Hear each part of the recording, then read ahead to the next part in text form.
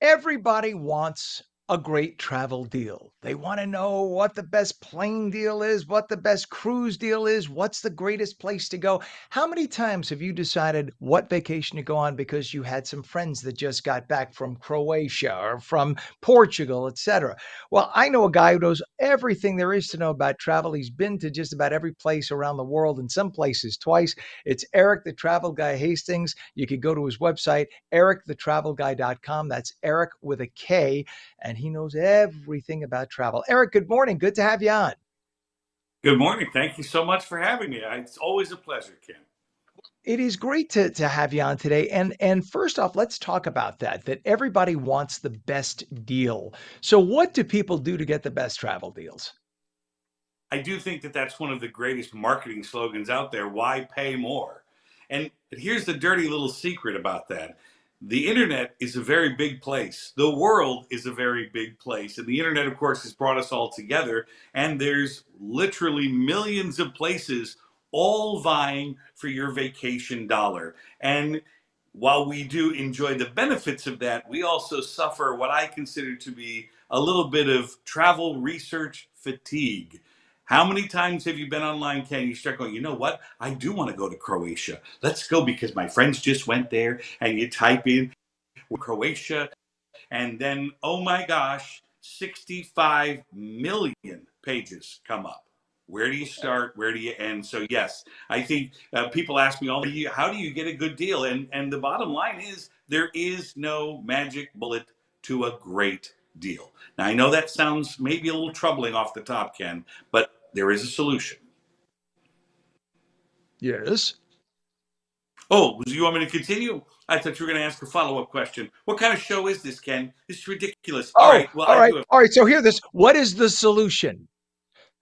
Well, that's a great follow-up question. This is why I like doing this with my friends and friends, because if we're not going to have fun, let's not do it. No, seriously, one of the things that we've talked about over the years, and you and I have talked about this, because I really wanted to solve that question.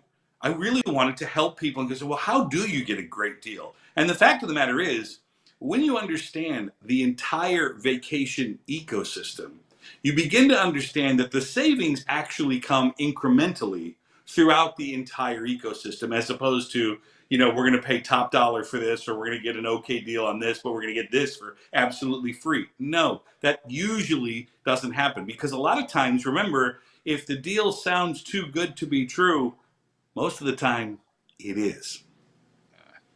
So the other big question too, you talk about understanding the vacation economy system and also when to go. So talk about the vacation. What is the vacation economy system? And then how do you choose the best time to go?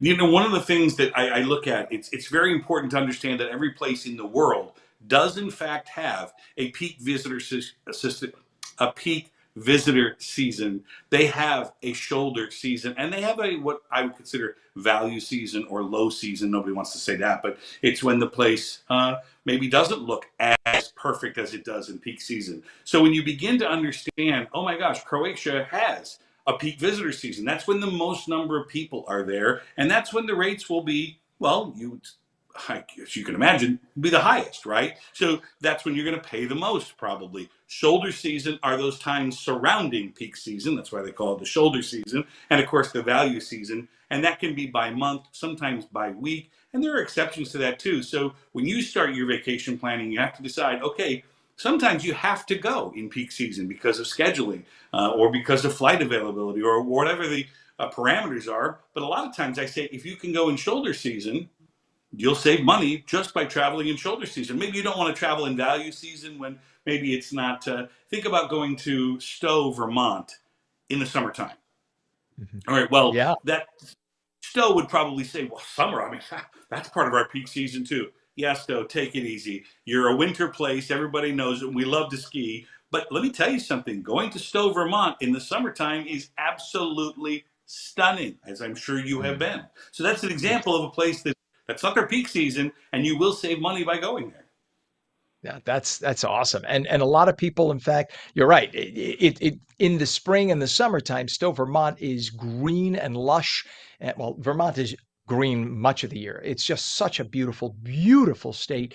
And there are lots of things to do. If you're not into skiing, you can still find wonderful things to do in Vermont, hiking and beautiful restaurants. And for New Yorkers and New Jersey residents, it's a drive. You could drive it. You don't have to fly there. So that's another beautiful part about that. Also, you talk about respecting the travel day. So the day of the week that you travel can make a big difference in your airfare and things like that, right?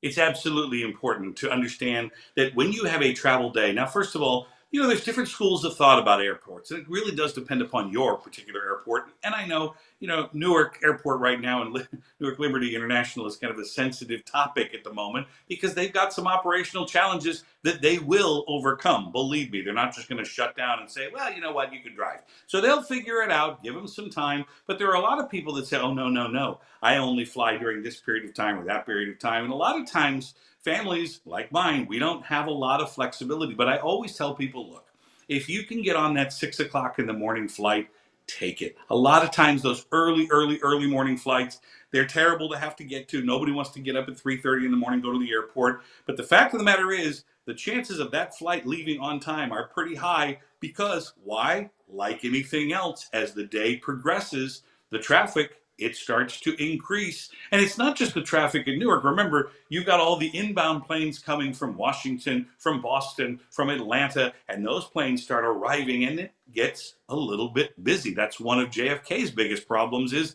they've got the space down there that they can park planes for hours at a time. Of course, LaGuardia doesn't have that problem. That's a really Mhm. small airport. They got to move those planes in and out. So when you have your travel day, please use it as such. It is a travel day. Do not schedule important things on your travel day. Yeah, really, really important. Don't say, you know what, I'll catch the 6 o'clock flight after working that morning, because chances are if you go out, you'll go out at 9:30 because of that. And it's just, and Yeah, then by the time you get into your destination, you're exhausted, you're late, you miss your connecting flight, the car, you go to rent a car, the car place is closed. There are a lot of issues that could happen. Very, very, yeah, very true. and do it. And by And the you know way, what? yeah. Do. I mean, that's the other thing. Think about it. Remember, a cruise is example. One of the episodes of Beyond Your Backyard right now that we have out is in Alaska. It's an inside passage. It's a phenomenal episode. I loved shooting it. I have been many times. I call it Starter Alaska. It's one of the easiest ways to do Alaska because you fly into Seattle, you fly into Vancouver, you hop on the ship, and you're there for a week. That's what we call a closed loop itinerary where you go, so you depart and return from the same port of call, right? Very easy to understand. You're certainly seeing lots of wildlife, as you can see in some of the video that we're running. But I one of the things I remind people is, look, the cruise ship is not going to wait for you. They won't. They'll leave. So if you're leaving from Miami or you're leaving from Seattle, you always arrive the night before. Always. Yeah, and you could relax, enjoy the hotel, have a nice dinner, a cocktail, and heck, you might fall in love with the community so much you'll come back just to be in that community. You'll come back just to be in Miami, or if you sail out of New York, you'll come back and spend a weekend in New York because you fell in love with that hotel. Who knows? But Yeah. that's definitely the way to go. I've learned the hard way from one time flying, we'll talk about New Orleans in another segment, but one time I was supposed to fly from Miami to New Orleans and I looked at the itinerary and I saw 9:32 and I said, "All right, we'll get to the airport at 8:32." This is like before 9/11. And Yeah. get to the airport and they said, "Well, great. It was supposed to arrive at 9:32. It was taking off at 7. You're an hour and a half late." And that was Southwest. Thankfully, they said, no problem. We'll put you on the next flight. They didn't charge me anything or anything. They were very nice. Not always going to be the case, though. So pay No. attention and get there the night before if possible. All right, Erik, the travel guy Hastings. That's Erik with a K, ericthetravelguy.com. Also, the host of his YouTube series. It used to be on PBS, and that is Beyond Your Backyard. You got about 2.5 million videos. I counted. I actually stayed up last night and counted. It's unbelievable. And before we let you go, tell everybody about your murder mystery dinner theater down in Orlando. Well, it is just an extension of what I do. When you come to Orlando to vacation, there are things to do outside of the theme parks. And we decided last year, why don't we create my producing partner Gary and I said, let's create an interactive murder mystery show. We love the genre, we love crime and punishment, we love all that stuff, and so we said, let's do that. It's called The Speakeasy Murder and Other Acts of Prohibition. You're very kind to mention it. Thank you for that, Ken. That's very nice. SpeakeasyMurder.com.